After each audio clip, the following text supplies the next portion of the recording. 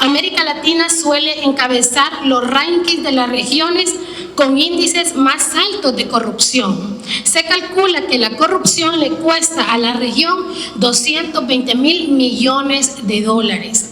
Con estos precedentes, gestionar una pandemia y que no se cayera en casos de corrupción, sin duda se volvía un reto para todos los países del mundo y especialmente para los países de la región de América Latina.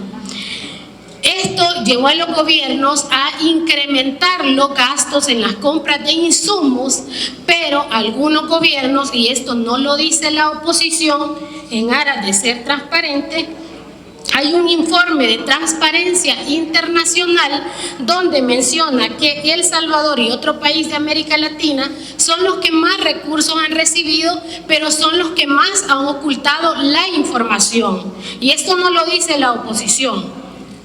También, estimados colegas diputados, es bueno de que nosotros seamos sinceros al momento de expresarnos y nos preguntemos qué está pasando con los compromisos que se adquirieron en Lima en el 2018 en cuanto al combate de la corrupción y el tema de la transparencia.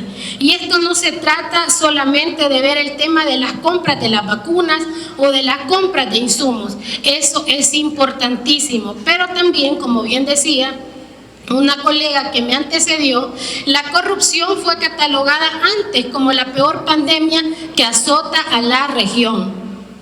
Yo sé que muchos de ustedes dicen en otro gobierno se hizo corrupción y que bueno, si tienen las pruebas que se judicialice y que se compruebe, pero eso no justifica los posibles casos de corrupción que pudiesen estarse dando en una época tan dolorosa para la humanidad como es la pandemia. Cito, en Colombia, por ejemplo, hace poco un juzgado ordenó al gobierno colombiano que hiciera pública las compras que se habían hecho durante la pandemia, porque en Colombia también se trató de ocultar la información.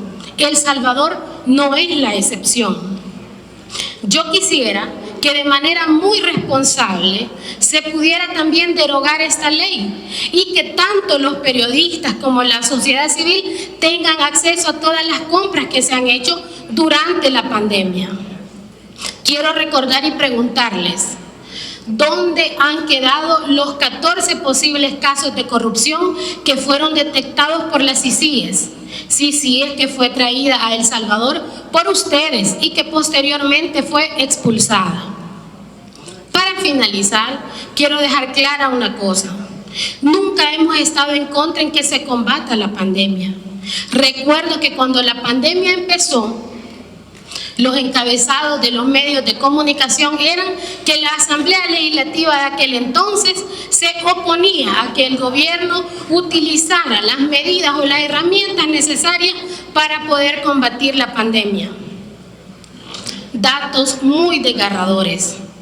Septiembre y octubre se han convertido en los meses de este año, en los meses donde más contagios y muertes han habido por COVID-19.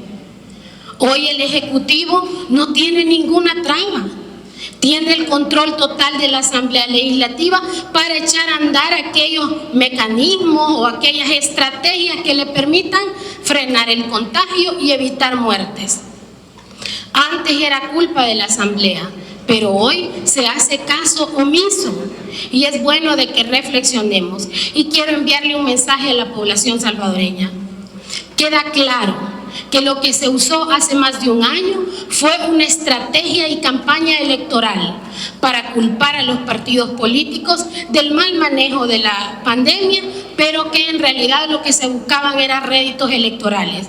Hoy que tienen el poder absoluto, yo les hago el llamado, y creo que muchos salvadoreños también se los van a hacer, a que utilicen las estrategias que se supone la asamblea pasada no les dejó implementar. Octubre y septiembre, los meses más dolorosos para El Salvador. Y por último, si vamos a hablar de corrupción, que una corrupción no justifique la otra. 14 casos de posible corrupción cometidos durante la pandemia que han sido señalados por las CICIES.